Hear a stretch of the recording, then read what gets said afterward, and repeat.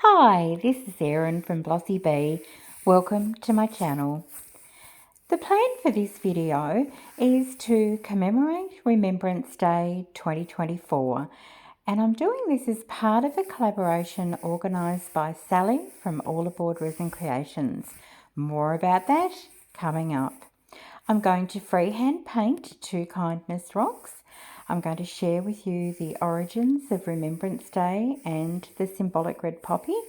And I'm going to design and engrave some metal business cards as a gift for my local RSL branch using the xTool F1 laser engraver. This video does contain a section where I'm using the laser and there are flashing lights. So if you would like to avoid those, the start and end times are on the screen now.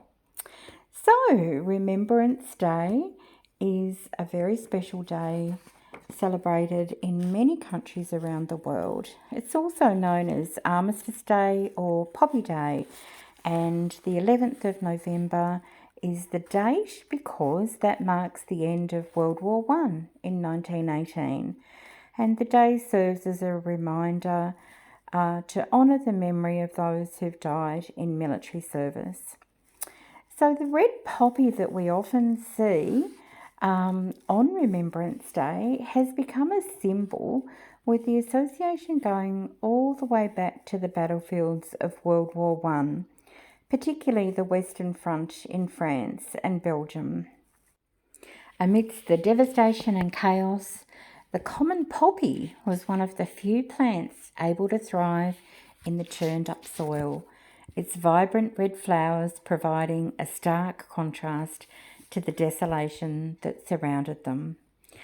So I'm going to start off by doing some kindness rocks, and I'm going to be outlining the design on my rocks with pencil, and then I'm going to be using Posca pens to colour them in. So the red poppy's journey from just an ordinary wildflower to a global symbol of remembrance began with a poem written by Lieutenant Colonel John McCrae, who was a Canadian physician and a soldier. In May 1915, shortly after presiding over the funeral of a friend and a fellow soldier who died in the Second Battle of Ypres, McCrae penned the iconic poem in Flanders Fields. He actually wrote the poem while sitting in the back of an ambulance, surrounded by the graves of fallen soldiers, marked with makeshift crosses and wild poppies, blooming amidst the devastation. The opening lines of the poem vividly describe the scene of the poppies growing amidst the graves of fallen soldiers. McCrae's evocative words resonated deeply with those who read them, capturing the collective grief and sense of loss experienced during the war. In Flanders Fields was published in the British magazine Punch and quickly gained widespread recognition. Interestingly, when he first penned the poem, he used the word grow in the first line, but subsequently interchanged it with blow, and both are just fine. In Flanders Fields the poppies grow, between the crosses, row on row, that mark our place, and in the sky the larks still bravely singing fly, scarce heard amid the guns below. We are the dead.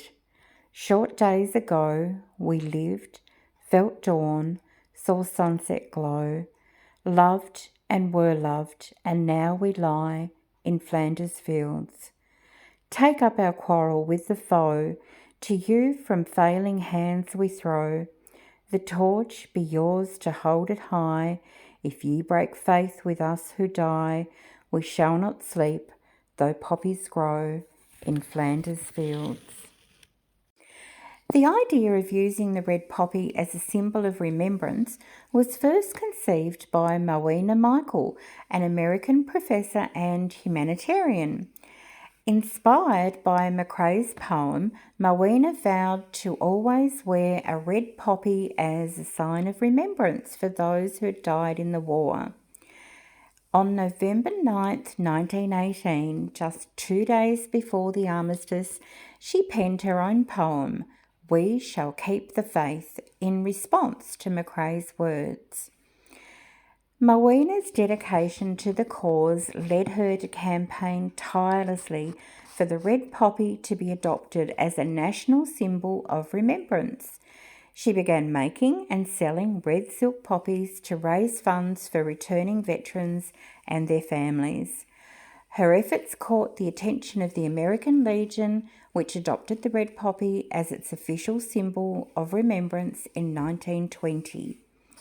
The red poppy's significance soon spread across the world and became an enduring symbol of remembrance in many countries. Each year, millions of people wear red poppies in the weeks leading up to Remembrance Day, honouring the sacrifices of those who served and ensuring that their memory lives on. As well as these simple friendship rocks, I'm going to be also making some pocket cards as a gift for my local RSL branch. RSL stands for the Returned and Services League, and the RSL of Australia advocates for benefits, treatment and the welfare of current and ex-serving members of the Australian Defence Force, as well as leading the nation in commemorative services since 1916. The RSL Australia calls on Australians to pause on the 11th hour of the 11th day of the 11th month to remember all of those who have died in our nation's military service. We're encouraged to unite and remember to remember by observing a minute's silence to honour those who have bravely served our country and those who continue to serve our country today. So when you see me making the cards, on one side I have that beautiful poem in Flanders Fields, and on the other side I've engraved the Ode to Remembrance. Now the Ode to Remembrance has been recited to commemorate wartime service and sacrifice since 1921. It's actually part of the poem For the Fallen by Lawrence Bignon, and the poem was first published in 1914, and it's been adopted as a memorial tradition by many nations, especially the excerpt known as the Ode. At RSL branches around Australia, every day at 6 p.m, the Ode is read and a minute's silence is observed. They shall grow not old, as we that are left grow old. Age shall not weary them, nor the years condemn. At the going down of the sun and in the morning, we will remember them. We will remember them, lest we forget. So as always with my kindness rocks, I'm going to seal these and then I am going to gift them to the community, probably hide them in a park somewhere.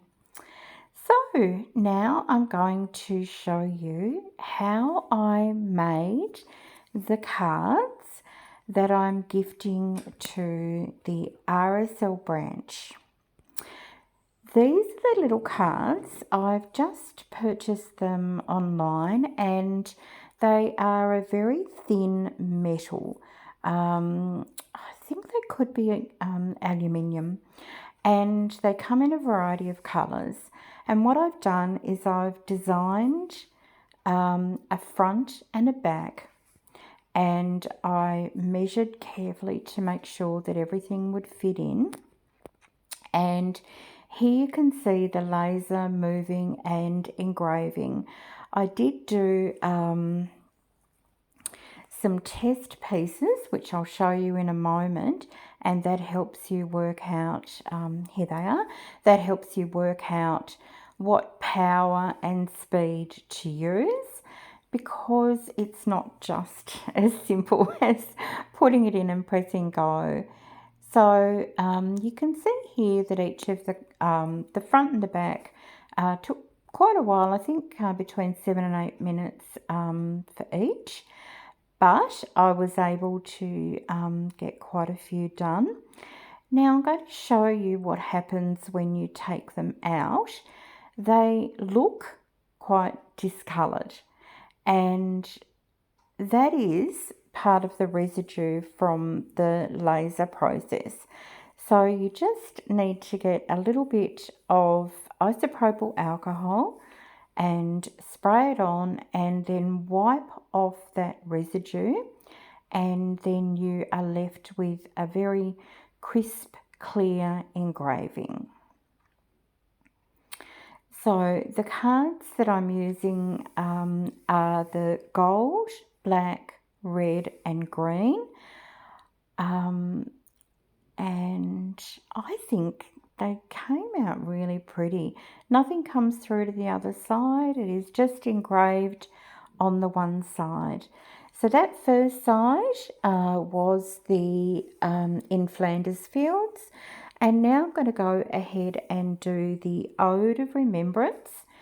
So I place the card back onto the plate, and then I'm going to use the lines here to show me where I need to move the card so everything is properly framed.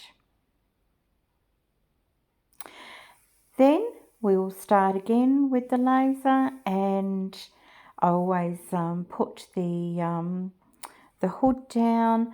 If you don't do that, you need to wear proper eye protection, glasses that are suitable for wearing around laser light.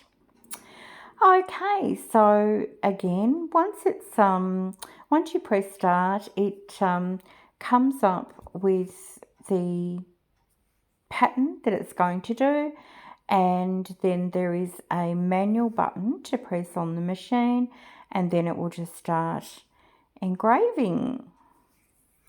As it's engraving, there is an air purifier working with a fan. It is fairly noisy, not crazy noisy, but it is definitely, you can tell it's working. So once this side is done, I'll take that out, and I'll again show you what it looks like before we clean the surface. So once again, we'll get some isopropyl alcohol, give it a little spray, and then all of that residue from the laser process just comes off, and it leaves a very easy to read, shiny surface. You can see how much comes off, so it does definitely change the appearance by doing this little step. This is the first time I've ever done anything like this, so it was a bit of a long day with a big learning curve, but I'm really happy with how they turned out. I think that they are just something lovely that, you know, maybe someone might like to tuck that into their wallet, or maybe it's something that they give to new members. I'm not sure. Once I gift it to our local branch, it's completely up to them what they do with them. So as I said, I did these in green as well, and then the gold colour, which was just beautiful, and the black. Foolishly, I did try and do silver as well, but yeah, if I'd stopped and thought that through, I would have realised that it's a little bit too reflective to actually work. So I decided that I'd like to put these in some sort of a card to present to the branch. And so I created some little sleeves. Now the sleeves I've made using just a thick craft board, and oh, this part was a disaster. So I have a Cricut maker, so I thought, look, while I'm doing all the engraving, I'll put that to work and I'll get it to cut and draw all of the words. And I had some beautiful poppies as well.